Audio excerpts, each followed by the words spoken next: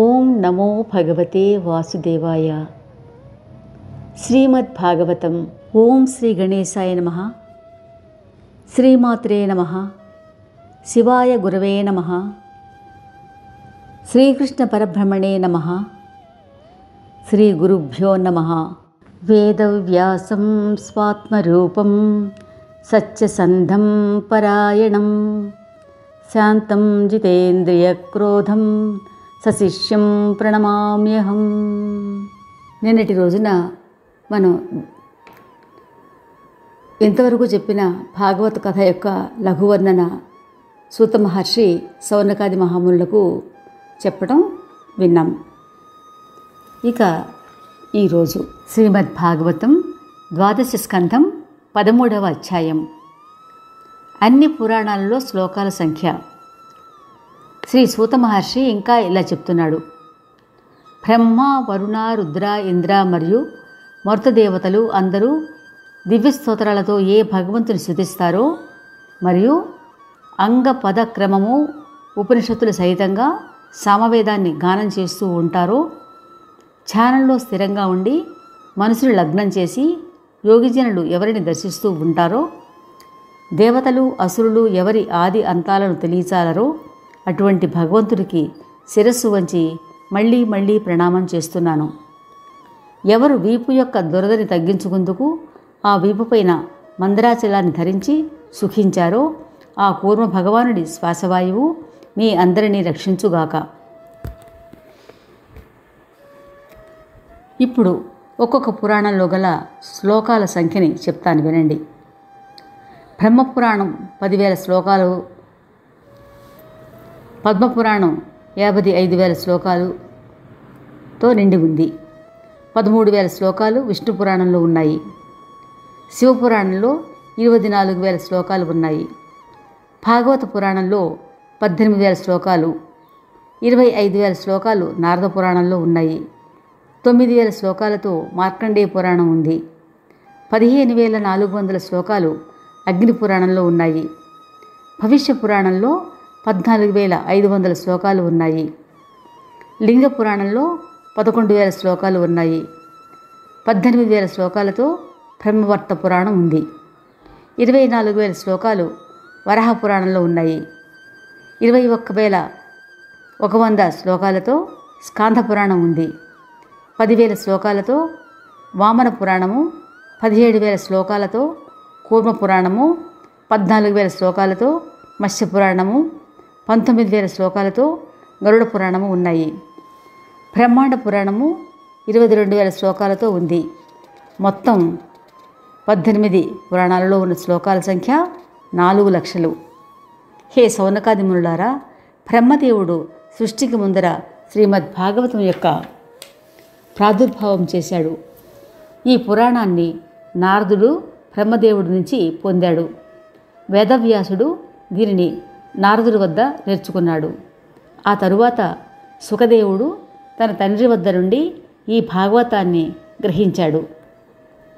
భక్తి, జ్ఞానము మరియు వైరాగ్యము ప్రవహించేటటువంటి పరమ పవిత్రమైన మందాకిని నది ప్రవహించేటటువంటిది ఈ భాగవతము. సంపూర్ణ వేదాల సారరూపము ఈ శ్రీమద్భాగవతము. ఈ రసరూప శ్రీమద్భాగవత అమృతాన్ని గోలిన వారికి వేరే దేని మీద ప్రీతి ఉండదు. ఎలాగ నదులలో గంగానది, దేవతలలో శ్రీ మహావిష్ణువు, వైష్ణవులలో సదాశివుడు, అలాగే క్షేత్రాలలో కాశీక్షేత్రము పరమోత్తమైనవో, అదేవిధంగా అన్ని పురాణాలలోనూ అతి ఉత్తమమై శ్రీమద్భాగవతము పరమ పునీతమైంది. ఇటువంటి శ్రీమద్భాగవతానికి ఏ భక్తజనులు చదివి శుద్ధమైన మనసుతో విహరిస్తారో అటువంటి పురుషులు ఈ భవసాగరాన్ని దాటి పరమధామాన్ని చేరుకుంటారు. హే సౌనకాది మునులారా, అంతంలో ఎవరి నామ సంకీర్తన వల్ల సంపూర్ణ పాపాలు నష్టమైపోతాయో అటువంటి పరమారాధ్య దేవుడైన శ్రీహరి భగవానుడి స్మరణ చేస్తూ నేను శ్రీమద్భాగవత కథని ముగిస్తున్నాను. ఇది శ్రీమద్భాగవతంలో 13 అధ్యాయములు గల 12వ స్కంధం. ఇది 12 స్కంధములు గల సర్వము శ్రీమద్భాగవతం. వ్యాసాయ విష్ణురూపాయ వ్యాసరూపాయ విష్ణవే నమో వై బ్రహ్మనిధయే వాసిష్ఠాయ నమో నమః. నమోऽस्तु తే వ్యాస విశాలబుద్ధే పుల్లారవిందాయతపత్రనేత్ర येन त्वया भारततैलपूर्णः प्रज्वालितो ज्ञानमह्यप्रदीपः. व्यासं वसिष्ठनप्तारं शक्तेः पौत्रमकल्मषं पराशरात्मजं वन्दे सुखतातं तपोनिधिम्.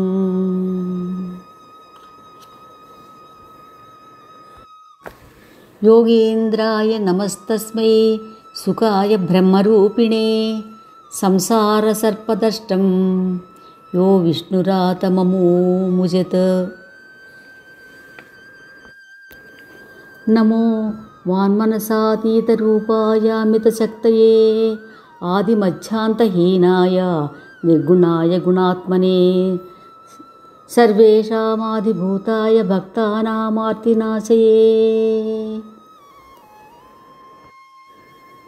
ఛాయే సత్యం గుణాతీతం గుణత్రయసమన్వితం లోకనాథం త్రిలోకేశం కౌస్తుభాభరణం హరిం పీతాంబరం నీలవర్ణం శ్రీవత్సపదభూషితం గోవిందం గోకులానందం బ్రహ్మజైరభిపూజితం. శ్రీకృష్ణ పరబ్రహ్మణే నమః. యదక్షరపదభ్రష్టం మాత్రాహీనం తు యద్భవేత్ తత్సర్వం క్షమ్యతాం దేవ నారాయణ నమోऽस्तु తే. కాయేన వాచా మనసేంద్రియైర్వా బుద్ధ్యాత్మనా వా ప్రకృతే స్వభావాత్ కరోమి యద్యత్ సకలం పరస్మై నారాయణాయేతి సమర్పయామి. స్వస్తి ప్రజాభ్యః పరిపాలయంతాం న్యాయేన మార్గేణ మహిం మహీషాః. గోబ్రాహ్మణేభ్యः శుభమస్తు నిత్యం. లోకాः సమస్తాः సుఖినో భవంతు. ఓం శాంతి శాంతి శాంతి.